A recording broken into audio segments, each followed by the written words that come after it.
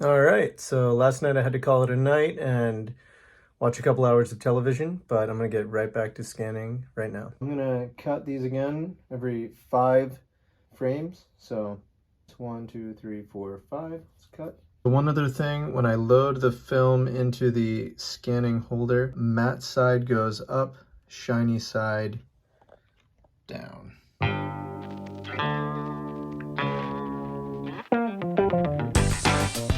All right, so it looks like these are some frames from Mexico City. I am really excited to see these. All right, so as I explained last night, the first thing that I do is go through each and every frame, making sure that they are facing the right way. So it looks like these are, this one's totally upside down, this one as well. Looks like this cut was facing the opposite way of the other one. So, well, that one looks a little dark. So that's the first thing I do. And then I open them up a little bit bigger. I go back to them as this so I can start with the beginning. And then I go over to here and I open up the levels.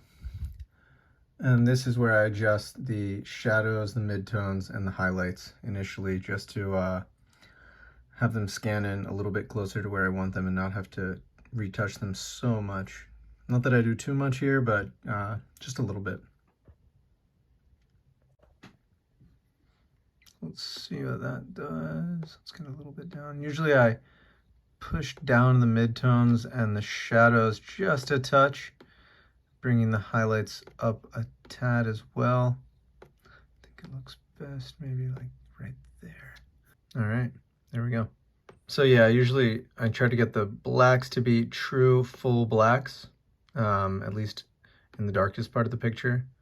The midtones to be obviously somewhere in the middle, with a nice in between, and then the highlights really at its brightest where it should be, which would be right up here where the sun is fully showing through in the picture.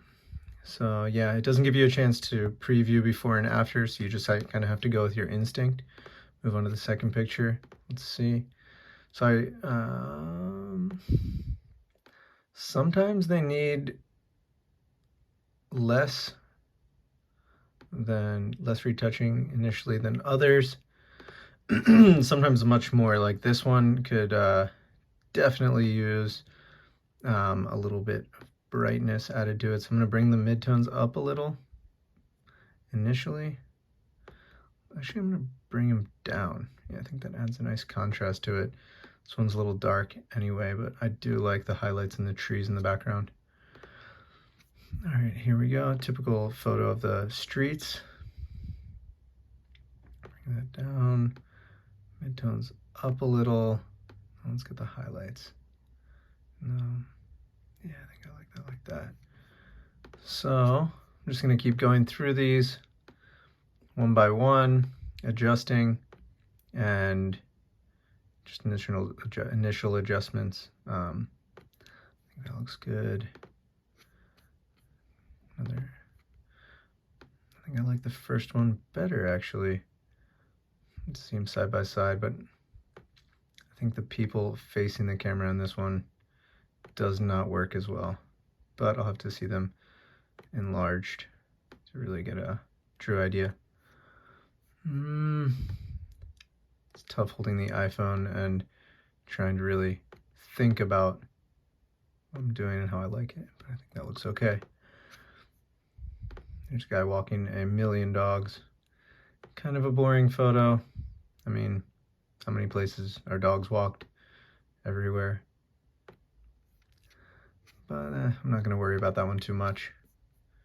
This was cool. In Mexico City, they had so many Christmas decorations. It was cool. I thought about doing a whole series on Mexico City at Christmas, but I just did not have the film. And that is actually why I wish I had my X100V with me, because then I would have been able to shoot as much as I liked without worrying about having to buy more film or running out of film or the cost of film, which are all things that prompted me to look for a camera like the X100V. Now this one's gonna have to be scanned separately. It's just too lost. The scanner couldn't even recognize it as a full frame of a photo. Even though I think it could be actually pretty interesting when I scan it separately without the film holder. So yeah, that is how I get into initially scanning film. So I hit the scan button here. This is with the EpsonV600. Hit scan. Make sure it's going to where I want it to go. I'm gonna have it go. Yep, there we go.